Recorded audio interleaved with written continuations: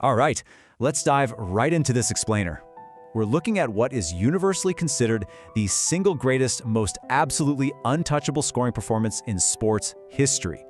I mean, we're talking about a moment that completely redefined what we thought was humanly possible on a basketball court.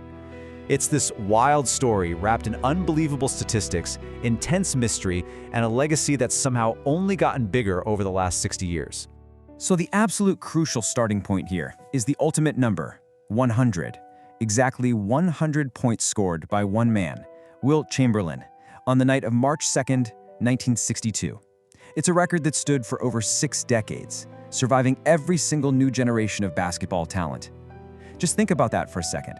Think about how much sports training, nutrition, and strategy have evolved since the early 60s. And yet, this single numerical achievement remains an absolute fortress. No modern player has even come close to conquering it. To truly wrap your head around the sheer scale of this achievement, you gotta look at the previous NBA record. It was 78 points. And here is the kicker. That record was also held by Wilt himself. Before this night, scoring 100 points just seemed entirely beyond realistic basketball logic. Even for Chamberlain, who was already putting up these astronomical numbers, making the jump from 78 all the way to 100 in a single regulation game, that was something literally no one, not even the most optimistic fan, thought was mathematically feasible. Now, for some modern context, the closest anyone has come since is 81. Kobe Bryant put up that massive number for the Lakers against the Raptors back in 2006. Now, I know a lot of younger fans argue Kobe's performance was technically more difficult because of modern defenses and a slower pace of play, and fair enough. But regardless of the era comparisons, the fact remains that 81 is still a massive 19 points shy of the mountain Wilt built. The record is simply untouched. Section 1. A different basketball world. So ironically, this mythic event didn't happen in some grand arena like Madison Square Garden. It was actually played in the relatively small, humble Hershey Sports Arena in Pennsylvania. And the game itself? Man, it looked entirely different back then. The 1962 NBA moved at this non-stop, frantic pace. Possessions were incredibly short, teams took way more shots, and scores frequently reached these extreme levels. Today, as we know, the game is heavily built on efficiency, load management, shorter rotations, and highly advanced defensive schemes with constant double teams. So critics often argue that a 100-point game is impossible under modern, heavily managed conditions. But defenders of Wilt are quick to point out a very simple reality. Even in that super fast-paced 1962 environment, absolutely nobody else in the league was scoring 100 points either. Even in that totally different era, Wilt physically looked decades ahead of his time. It was like he was playing a different game. He stood over 7 feet tall, but get this, he could sprint like a track athlete and leap like a high jumper. When he entered the league in 1959, he immediately transformed it. He had the raw power to completely overwhelm opposing centers near the basket, combined with a level of athleticism that looked almost unnatural. Players from that era frequently described him as literally the most dominant athlete they had ever laid eyes on. But what makes the story even stranger, and honestly seriously adds to the whole mythology, is the absolute lack of media. There was no national television broadcast. There is practically zero surviving full video footage of the greatest game ever played. Very few journalists were even present in the building. You know, we live in an era where every single angle of every game is recorded in 4K, so it's wild to think that for Wilt's 100 points, we just have to rely on radio recordings, newspaper box scores, and the memories of the people who were actually there. The lack of footage actually kind of magnifies the legend, don't you think? Section 2. The chase for immortality. Going into the game, the Knicks were crucially missing their starting center Phil Jordan. And what started out as pretty normal heavy scoring for Wilt quickly built into this surreal tension. Early in the game, he was dropping buckets at a high clip, but honestly, that was pretty standard for him. He frequently hit 40 or 50 points.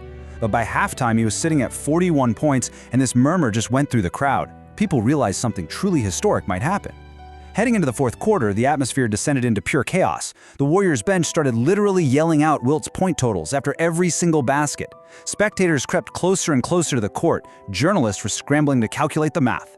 Finally, in the very last minute, he sank a short shot for the 100th point, and the arena just absolutely exploded.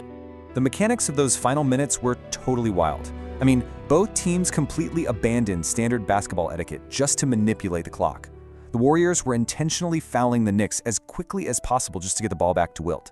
And in response, the Knicks were desperately double-teaming him, getting super physical, and even committing fouls themselves to disrupt the rhythm and keep the ball out of his hands. The actual outcome of the game, which the Warriors won 169 to 147 by the way, barely mattered to anyone in the building anymore.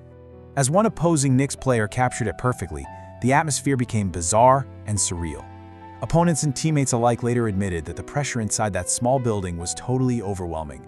The crowd was counting points, possession after possession. Teammates were forcing wild passes just to feed Wilt. It was no longer a sporting event, it was this collective obsession with a 3-digit number. When that final shot went in, fans completely rushed the court before the game had even officially ended. Section 3. By the numbers. Let's anchor this superhuman legend in the hard data to see exactly how he pulled this off mechanically, because the stats still look unreal today. Yes, shooting 36 for 63 from the field is a staggering volume, but the most shocking stat from that night? It's his 28 for 32 from the free throw line. Historically, free throws were notoriously the absolute weakest part of Wilt Chamberlain's game. Yet, on the very night he was destined to make history, he shot an incredible percentage from the line. If he had just shot his usual average from the stripe, 100 points simply wouldn't have happened.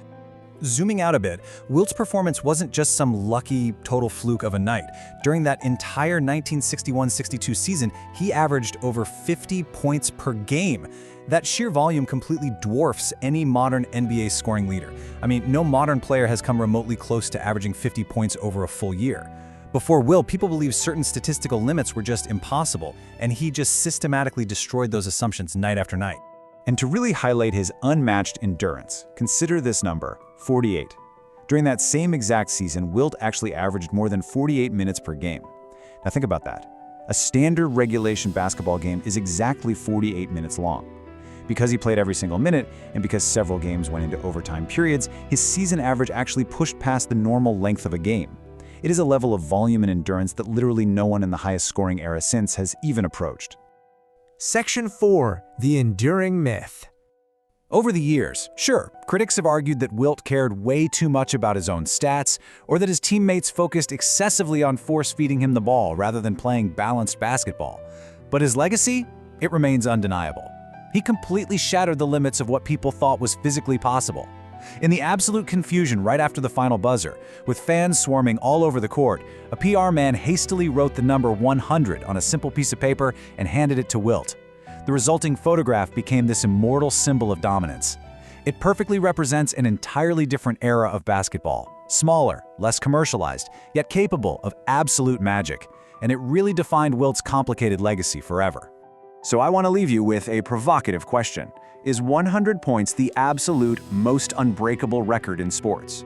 Whenever a modern star catches fire and scores 60 or maybe even 70 points, commentators immediately bring up Wilt Chamberlain. He is, and always will be, the ultimate measuring stick. As the game continues to evolve with highly advanced defenses and load management, we really have to wonder, will this unreachable mountain ever truly be climbed? Or will 100 points forever remain the untouchable limit of human athletic achievement?